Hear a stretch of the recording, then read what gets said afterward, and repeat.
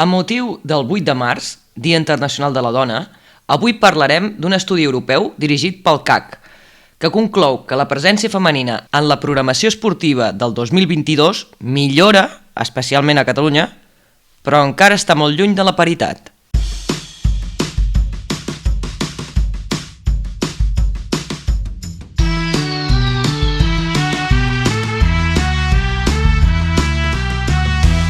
Hem vingut per quedar-nos. Amb Aida Àngel i Yolanda Bacardí.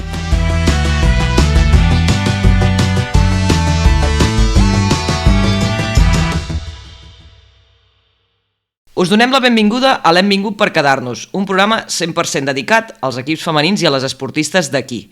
I com us dèiem a l'editorial, com que demà és el 8M, volem començar el programa amb aquest estudi realitzat pel CAC, el Consell de l'Audiovisual de Catalunya.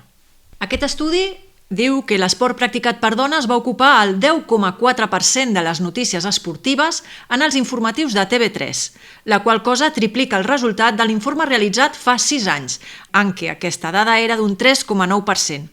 Tot i que aquest augment és una bona notícia, no ho negarem, la bretxa de gènere segueix existint en la programació esportiva que s'emet per la televisió, ja que el temps dedicat a l'esport masculí es va situar en el 80,4%. I el 9,2% restant s'ha destinat a esports on participen conjuntament homes i dones. Com hem dit, hem decidit obrir el programa amb aquestes dades en commemoració del Dia de la Dona, que se celebra el 8 de març, per reivindicar també des d'aquest programa la necessitat de visibilitzar l'esport practicat per dones. I us deixem amb aquestes declaracions arrel de l'estudi realitzat. Clara Pérez Calderón, jugadora de l'Atlètic Terrassa Hoquei Club. Doncs crec que cada vegada l'aposta pels mitjans de comunicació ha fet que vingui més públic als nostres partits. Tenim més ambient, la gent aposta més per nosaltres i creu més en nosaltres, que això també és important. Laia Codina, jugadora de futbol del Barça. El principal canvi el noto jo, personalment, ara parlo, en els últims 2 anys. I crec que sí, que el Barça hi té molt a veure, sobretot crec que el canvi ve a partir de quan es guanya la final de la Champions. A partir d'allà crec que es fa un canvi i es veu que el futbol femení, l'esport femení en general, que si es parla i si es dona a conèixer, la gent s'interessa. Aquestes declaracions van en la línia de la conclusió a la que arriba l'estudi en què recomanen incrementar la visibilitat de la pràctica esportiva protagonitzada per dones. Moltes vegades hem sentit a dir que si no hi ha més notícies, que si no es retransmeten partits, és perquè realment l'esport practicat per dones no interessa. Però hem d'esperar que la societat s'interessi i faci demanda d'aquest esport o és precisament donant a conèixer aquesta pràctica que la gent comença a interessar-s'hi? No sé si és una pregunta a l'aire que llences, però a mi m'agradaria contestar-la. Vinga. Jo crec que el Barça femení de futbol crec que és un gran exemple que dona resposta, i de fet ja ho hem anat parlant en diferents programes, que dona resposta a aquesta pregunta. Quan el Barça ha invertit en l'equip femení de futbol, s'han generat ingressos, no només per anar a veure els partits, sinó també ingressos en la venda de samarretes, per exemple, i l'any passat ho vam acabar veient que es van acabar omplir dos Camp Nous. Arran d'això s'han generat tota la sèrie de notícies. També tenim la sort que l'Alexia Putellas, la considerada la millor jugadora del món a nivell futbol, la tenim aquí, però clar, ella no hagués sortit si des d'aquí tampoc no s'hagués invertit. I tot això fa que es mogui tot aquest cercle virtuós que moltes vegades hem sentit a parlar, i gràcies a això ara hi ha molt poca gent que no conegui l'Alexia, per començar, i moltes altres jugadores de futbol. El problema és que la resta no està acompanyant, però jo crec que la resposta ja la tenim. Hem de visibilitzar, i els mitjans de comunicació tenen un paper important en visibilitzar aquest esport, en donar-lo a conèixer, perquè llavors és quan la gent s'hi interessa. Clar, és que com et pots interessar d'una cosa que no saps que existeix? I a més és que quan més interès, també més beneficis, no? Que és el que al final totes les empreses busquen. Malauradament, sí, només es busca o en gran part, diguem-ne. Aquí per això potser tindríem una discussió, perquè al nostre país el futbol és l'esport estrella i la resta d'esports van una mica a remolc. Molts d'ells acaben sent molt desconeguts, molt minoritaris, i que quasi no pots trobar ni informació.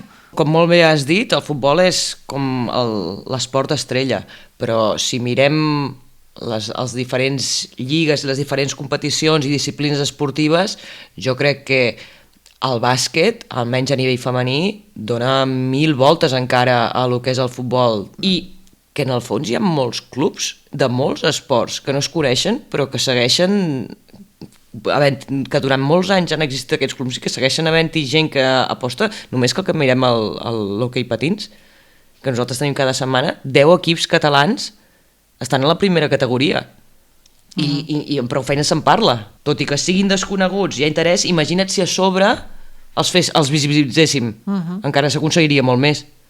Ara han aconseguit les retransmissions.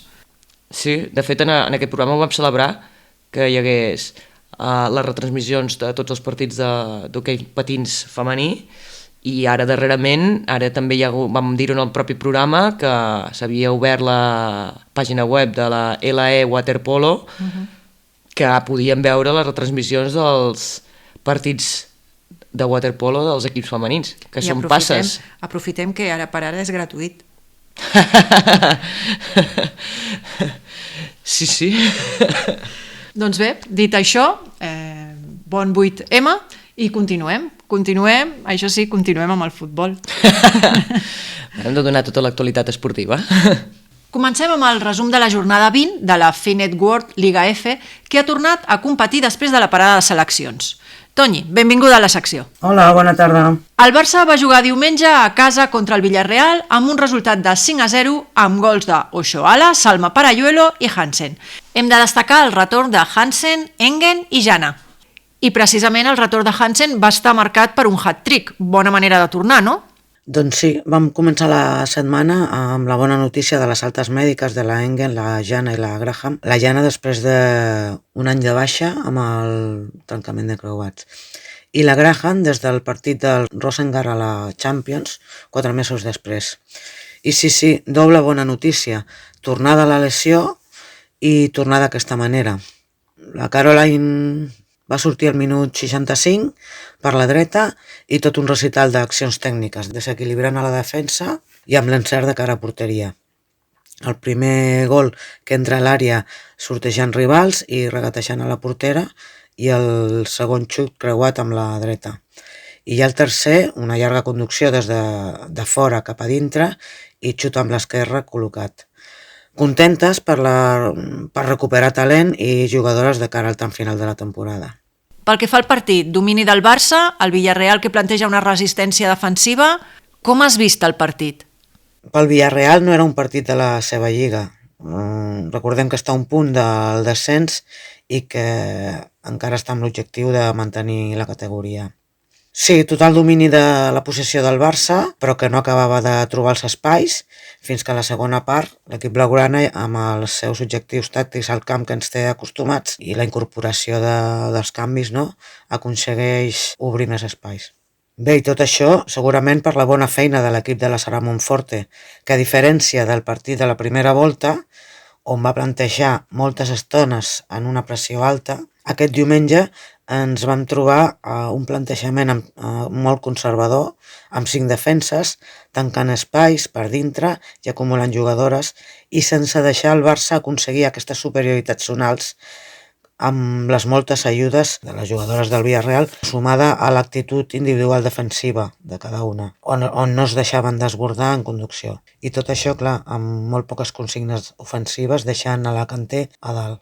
Molt bona feina de les groguenques, moltes hores de treball als entrenaments, sobretot es nota que l'entrenador ha pogut convèncer totalment a les seves jugadores per fer aquesta tasca i que té un pla. Participació destacada de les catalanes Paola Soldevila, ex-Nasti, Sant Graviel i Real Societat, i de Maria Llompar, Espanyol, Levante les Planes, Eibar. Això sí, bona tasca però sense pilota. I ara els hi toca apretar una mica més el dijous, a quarts de la Copa de la Reina contra el Real Madrid, on recordem que el Barça està eliminat per l'alineació indeguda del partit contra l'Osasuna. Doncs ja que acabem de fer la valoració del partit i gràcies a unes gestions de la Toñi, tenim amb nosaltres a la Paola Soldevila, jugadora del Villarreal. Gràcies per atendre, l'hem vingut per quedar-nos, Paola. Primer de tot, et volíem demanar Quina valoració en fas del partit? Sobre el partit del Barça, doncs, les sensacions que se'ns queden a l'equip crec que són força bones, tot i el resultat, ja que sabem que el Barça doncs, és un dels millors equips del món, si no el millor, i al final doncs, nosaltres teníem uns objectius que havíem estat treballant durant tota la setmana i crec que l'equip pot sortir força reforçat del partit, no? I més enllà d'aquest partit, de cara a la temporada en general, com veus el Villarreal?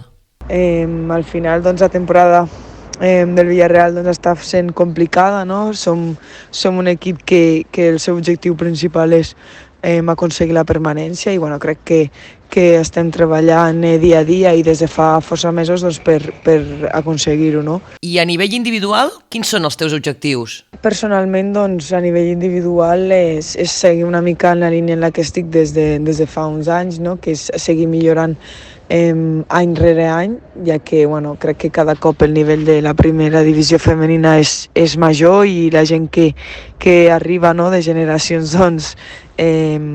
doncs més joves, doncs crec que ens posen les coses més difícils a les que ja estàvem, no? Perquè cada cop doncs, tenen més qualitat, arriben a un nivell ja físic, tècnic i tàctic també millor, no? I bueno, crec que cada cop doncs, el nivell està sent més alt.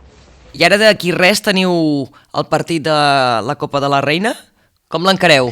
Bueno, i al final per l'eliminatòria de Copa l'equip està il·lusionat, no? Té ganes de competir en aquesta competició, crec que és molt il·lusionant i a la vegada doncs, motivant per tots els equips, sobretot pues, també per nosaltres, no? que al final doncs, és on tot s'iguala amb un partit únic i bueno, doncs, esperem al Real Madrid doncs, sabent que és un dels millors equips d'Espanya també i que al final competeix també a nivell europeu i té jugadores doncs, de primer nivell i bueno, nosaltres una mica en la línia que vam estar contra el Barça, no? Intentar jugar les nostres cartes, intentar fer un bon plantejament, estar juntes i bueno, pues, per què no donar la sorpresa, no? Doncs moltes gràcies per atendre'ns i com bé dius, a veure si doneu la campanada, molta sort. I abans de passar al partit del Levante Les Planes, Toni, vols afegir alguna cosa més? Al Barça tenim la setmana que ve, dissabte, un partit molt interessant contra el Levante UD, tercer classificat i que estan fent una bona temporada. I per la seva banda, el Levante Les Planes, que també juga a casa contra el Real Betis Fèmines, un rival directe de la taula de classificació i un partit que acaba amb empat a 2. El Levante Les Planes amb un 11 habitual o si més no previsible. Cal destacar la baixa de la lateral esquerra, l'Ester. També aquesta setmana la Pilar Garrot ha sigut operada amb èxit. Bé, el Betis que venia amb canvi d'entrenador, el Gerardo García, que gairebé ha tingut 3 setmanes per treballar amb el descans de seleccions. Marxaven al descans 1-2 per darrere del marcador. Després hi ha una segona part molt trebada dels dos equips sense massa continuïtat amb la pilota. Les jugadores de Sant Joan d'Espí, conscients del que es jugaven, van seguir dintre del partit i al minut 84 una jugada col·lectiva amb participació de la Irina i un bon xut de la Maripaz aconsegueixen l'empat de 2. Un gol que els fa mantenir el gol a viraix particular a favor, ja que el partit d'anada a la primera volta van guanyar 1-2 al camp del Betis. El Levante Les Planes continua fora del descens amb 17 punts, 3 punts per sobre de la Lama i, com hem vingut dient en els darrers programes, no? Un grup de 5 equips en 3 punts de diferència. No es pot afluixar. El pròxim dissabte torna a jugar a casa contra el Sevilla, que està en una bona ratxa. Gràcies, Toni. Passem al bàsquet i hem de donar la notícia, ja que la setmana passada tant l'Espart Girona com el Cadí La Seu van caure en les seves respectives competicions europees. L'Espart Girona, per una banda, cau a l'Euroleague, ja que només valia una victòria per classificar-se pels quarts en el darrer partit de la fase de grups i va perdre 74-63 contra el Perfumerías Avenida. A més, hem de lamentar la lesió en aquest partit de Maria Araujo, la capitana, confirmant-se els pitjors pronòstics. Lesió del lligament encreuat anterior, havent d'acomiadar-se de la temporada. Que moltes vegades parlem de la xacra dels lligaments creuats en el futbol i en el bàsquet tal qual. Val a dir que és dur per l'Uni aquesta eliminatòria perquè és el tercer any seguit que queden eliminades de l'Euroleague a Würzburg, la pista del Salamanca. I a més és la segona derrota en 4 dies de l'Espart Girona davant el Perfumerías Avenida. També en aquesta línia el Cadí la Seu s'acomiada de l'Eurocup Women perdent 75-65 contra el Galatasaray Bàsquetbol. Però en aquest cas sí, amb el cap ben alt, ja que mai havien arribat tan enllà en aquesta competició. De fet, ara escoltarem les declaracions de Jordi Acero, que tot i l'eliminació de l'Eurocup, la valoració que en fa és molt positiva i d'agraïment per haver arribat on s'ha arribat. I penso que la segona part que hem fet ha sigut molt i molt bona. Penso que han sigut els 20 minuts més bons de l'eliminatòria, dels 80 minuts. Penso que per fi ens hem tret una mica el complex de jugar contra un club tan gran com elles, amb aquestes jugadores tan grans físicament. Hem sigut nosaltres, hem pressionat la pilota ja els últims minuts del segon quart, però ho hem fet els últims 20 minuts també. Hem pogut córrer, compartir la pilota. Llàstima que avui hem sigut poder dels pitjors dies en tota la temporada del tir exterior, que ens hagués donat segur estar molt més a prop del final del resultat, però molt content de la lluita, de les 9 jugadores que han pogut participar avui, del joc que hem fet a Istanbul, a una pista com aquesta, amb un públic que apretava, que animava i que bé, l'hem gaudit molt. Estem molt orgullosos com a equip, com a staff i com a club de la nostra participació històrica aquest any a l'Eurocup.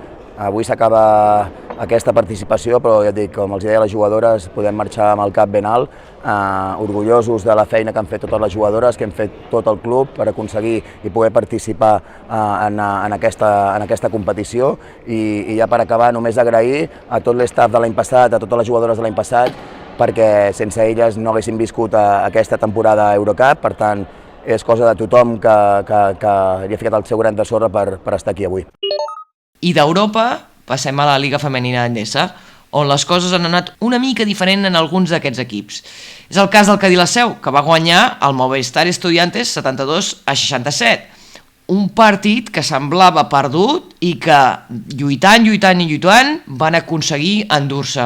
Per contra, l'Espart Girona, el resultat no el va acompanyar i l'arbitratge, ho hem de dir, tampoc. Tot i que no va ser el principal motiu de la derrota. Va perdre 58-76 amb l'Ozono Global Jairis. Us deixem amb les declaracions de l'entrenador, el Bernat Canut, on se'l veu capcot i preocupat i, com bé diu, sense excuses, però donant explicacions. Arribàvem, sens dubte, massa condicionades per desenes d'aspectes que no es compten amb 2 mans, amb una altra lesió greu, aquest cop de la capitana, amb masses problemes dins del vestuari més enllà de les lesions, amb molta fatiga, primer de cames i després mental per tot el que està passant. Bé, sens dubte ni hem entrat ni hem jugat, de fet semblava que fos la primera tarda que jugàvem juntes,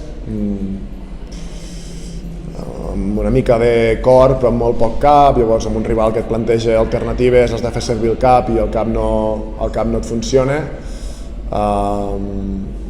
i doncs bueno, sense excuses, és una derrota. No, la derrota en si no és dura, el que és dur és la setmana en si, el moment en si. Sens dubte l'equip ha tocat fons, i el que hem de veure és si ens aguantem molta estona al fons o som capaços de fer petits passos cap a fora, no? Sortir de la piscina d'aigua on estem ficats, però costarà, però ho provarem. Afegim aquí que el club gironí dona la benvinguda, almenys donem una notícia positiva, del Girona, dona la benvinguda a un nou fitxatge, la jugadora francesa Ornella Bancolé. I per últim, el Barça CBS, tot i lluitar fins al darrer moment, no va poder endur-se el partit, amb un resultat de 70-63 contra l'Espart Gran Canària. Escoltem aquí també la valoració que en feia l'entrenador del Barça CBS, Isaac Fernández. Jo crec que un mal partit nostre, on no hem sigut constants ni davant ni darrere, on ens hem bellugat a fogonazos davant i en algun moment més intel·ligents al darrere, i que, que en moments així també d'encert i de bones lectures ens han fet estar en el partit, inclús estar 5 punts a dalt a falta de 4 minuts, però la sensació no era de tenir el partit controlat ni molt menys i bueno, com et dic, pues, jo crec que en línies generals hem sigut dominats, sobretot hem sigut incapaços de controlar el rebot i de controlar el rebot quan més important era, quan estem 5 a dalt a falta de 4 minuts, hi ha una retaïla d'errors difícils d'entendre. I canviem de disciplina. Ara tornem a parlar del rugbi, que ara feia unes setmanes que no en parlàvem, perquè tenim la represa de la Lliga Iberdrola. Les jugadores santcugatenques no poden davant l'equip líder de la competició, el Corteva Cocos Rugby, amb un resultat 25-5. En voleibol, en canvi, en aquesta 20a jornada de la Lliga Iberdrola, victòria contundent de les santcugatenques davant el CUE, el Madrid Chamberí Total Energies. Ara estan en aquest moment en què només queden 2 jornades de la fase regular. I estan a un pas d'assegurar entrar ara sí als play-offs. Esperem que ho aconsegueixin. Tenen tots els punts per fer-ho. I en handbol, aquest cap de setmana, no hem tingut partits de la Lliga regular perquè hi ha hagut convocatòria de seleccions. I pel que fa a l'hoquei, el passat cap de setmana es van jugar només 4 dels partits corresponents a la 20a jornada de l'hoquei Lliga Iberdrola, ja que el mateix cap de setmana el Manlleu i el Palau jugaven la 5a jornada de la Champions League. I per això tenim a la nostra especialista. Bona tarda, Maria. Hola, bona tarda. Comencem per la Champions. Com els ha anat en aquesta competició? Sí, com bé dius, el Palau i el Manlleu van tenir jornada europea aquest cap de setmana i la veritat és que els hi ha anat molt bé. Els dos equips van golejar. Per part del Martinelli i Manlleu van viatjar a terres franceses, a Noisy, i van superar per un contundent 1-8 de l'equip francès. I pel que fa al Palau de Plegamans, van rebre a casa seu l'Académico de Feira portuguès i també van golejar amb un contundent 12-1. Al final mostra el gran nivell que tenim aquí a Catalunya amb l'hoquei patins i és bona senyal perquè s'està treballant bé i els resultats van marcant que anem en bona direcció i que anem creixent i cada vegada l'hoquei català és més potent. I pel que fa als partits jugats de l'hoquei Lliga? Ha sigut un cap de setmana amb uns resultats molt ajustats, tot el contrari que la competició europea, i destacar l'empat a 4 entre l'Igualada i el Sant Cugat, en què això fa que les igualadines remuntin una mica aquesta mala ratxa que portaven i els hi doni ales per lluitar, per salvar-se i sortir de zona de descens. El Fraga, que pel seu costat va fer els deures, va guanyar 2-1 per la mínima contra les Rozas i això la situa en bona posició per lluitar per entrar a aquest play-off. El Telecable, per la seva part, també va guanyar per un 2-1 al Cerdanyola, cosa que ens sorprèn, que el Telecable acostuma a ser un equip molt golejador i indica la bona feina del Cerdanyola i el creixement que ha anat fent al llarg d'aquesta temporada. I per últim, l'empat a 2 també entre l'Alpicat i el Bigues i Riells, que l'Alpicat ens està acostumant últimament a resultats molt favorables. Des que ha començat la segona volta estan traient resultats molt profitosos que fa que cada vegada s'acostin més a allunyar-se d'aquesta zona de descens, tot i que encara hi són presents, però mica en mica, tal com van avançant i com van progressant, s'espera un final de temporada molt ajustat. Gràcies, Maria. I recordem que els partits que queden pendents d'aquesta jornada es jugaran els dies 18 i 19 de març. Encara queden un parell de setmanes. En waterpolo també tornen els partits de la divisió d'honor femenina després de la parada per la Copa de la Reina. En aquesta 16a jornada, l'Assolim Mataró i l'Astralpool Sabadell es troben líders després de guanyar el Terrassa 13-7 i el Sant Andreu 12-7 respectivament. El Mediterrani també guanya el partit contra el Barceloneta amb un resultat de 7-12 i en aquest cas el Mediterrani es posiciona en tercera posició a la classificació juntament amb el Sant Andreu. Per la seva banda, el Sant Feliu i el Catalunya, equips que es troben a la zona mitja de la classificació, han tingut un partit més igualat, quedant 15-16 a favor del Catalunya. I per últim, el Rubí, que perd contra el Saragossa 15-10. Un partit ajustat que dona la primera victòria al Saragossa. Un Saragossa que va últim a la classificació i un Rubí que es posiciona en la 10a plaça per darrere del Sant Feliu.